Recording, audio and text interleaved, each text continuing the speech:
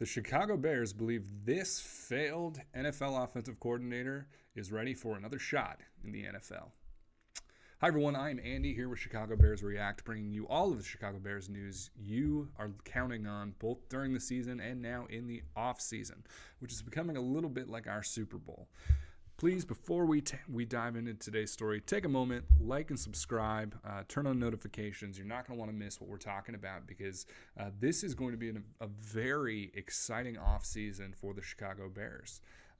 And ultimately, it's going to decide the next decade of your favorite football team. You're not going to want to miss anything that's coming out. So for today's story, we're taking a look at another offensive coordinator candidate, and this one is Liam Cohen, the current offensive coordinator and quarterbacks coach at the University of Kentucky. And if you're saying, Andy, I don't know who this person is, should I be excited about this? My response is, I don't know, but I'm not excited myself. Liam, by all accounts, could be a good offensive coordinator. It's really difficult to know. Currently, right now, of course, he is the offensive coordinator for the University of Kentucky, a SEC program that has to face steep competition, and so it's hard to necessarily gauge how good or bad his offense is based on his year here in Kentucky. He's bounced back and forth, though. So last year, he was with the Los Angeles Rams, as you can see here, as the offensive coordinator. Before that, he was back with Kentucky. And then before that, where was he? He was in LA as a wide receivers coach, as an assistant quarterback coach. So he's had a couple of instances of being in the NFL. He's also had a couple of instances. You'll see here, he was the offensive coordinator at the University of Maine.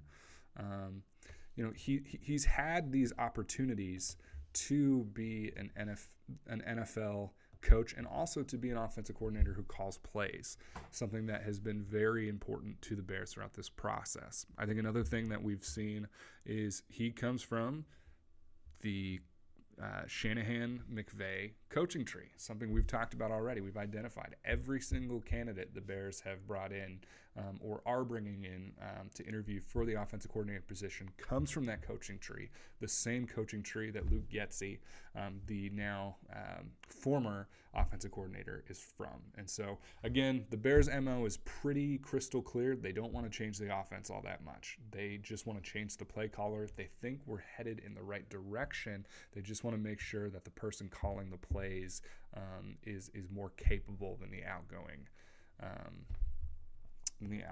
offensive coordinator. So I want to just take a quick moment and take a look at, well, what did that actually translate to? And so we're going to take a look at the last 2 seasons he's coached.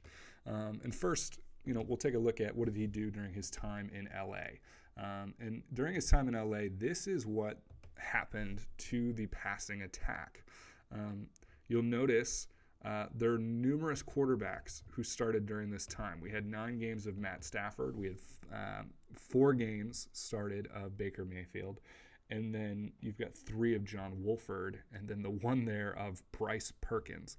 And so all in all, this is a difficult season to assess for a number of reasons.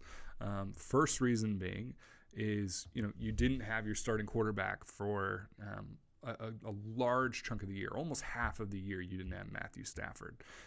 Another reason it's difficult to assess is while Liam Cohen was the offensive coordinator, this is ultimately McVay's offense, and McVay's the play caller. And so, this is a situation where it's difficult to pin everything just on Liam Cohen, even if it was just a 1-year stint and it obviously wasn't working out.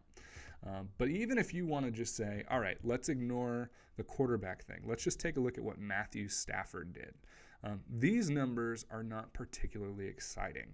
This is an offense that we're talking 10 touchdowns to 8 interceptions. The yards were there. Stafford was on track for more or less a 4,000-ish yard season. But if you are looking to be inspired by quarterback numbers, especially with a quarterback as notable as Matthew Stafford, that isn't it. And so I don't want to see offensive coordinators who take notably solid quarterbacks and make them worse. I want to see coordinators, such as a Shane Waldron, who took seemingly inconsistent quarterbacks and made them effective. And so this is a slightly troubling kind of sample size, albeit small. And again, as we noted, you can't just pin that all on him. He was not the play caller necessarily during that season.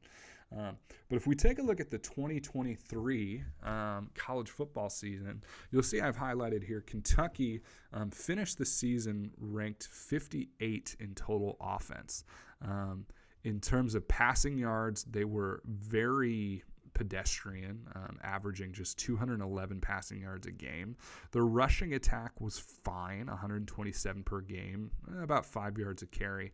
But, they were averaging less than 2 passing touchdowns a game. This is not a very, for somebody who comes from that Shanahan-McVay coaching tree, you want to see more scores. You want to see somebody putting more points on the board.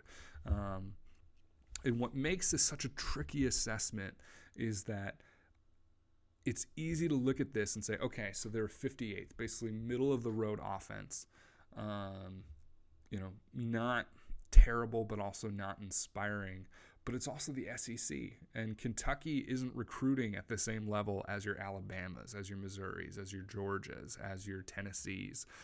Kentucky is, in terms of recruiting, near the bottom of that conference. And so when every single defense you're playing has more blue chip players, more 5 stars than you have on the offensive side, it's not surprising that the numbers aren't exciting. And so I say this to say, I look at Liam Cohen and I say, okay, I don't think you're necessarily a bad coach, but I have zero evidence that you are a good play caller. I have zero evidence that you are a good offensive coach.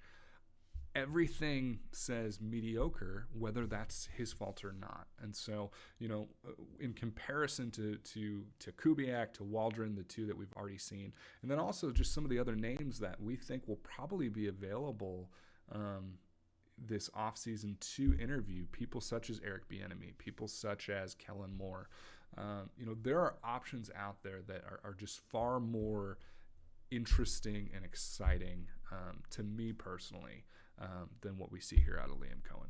So let me know what you think. Maybe you're a fan of some SEC teams and you've got a different opinion of Liam Cohen. Would love to hear what you think in the comments. And as always, bear down.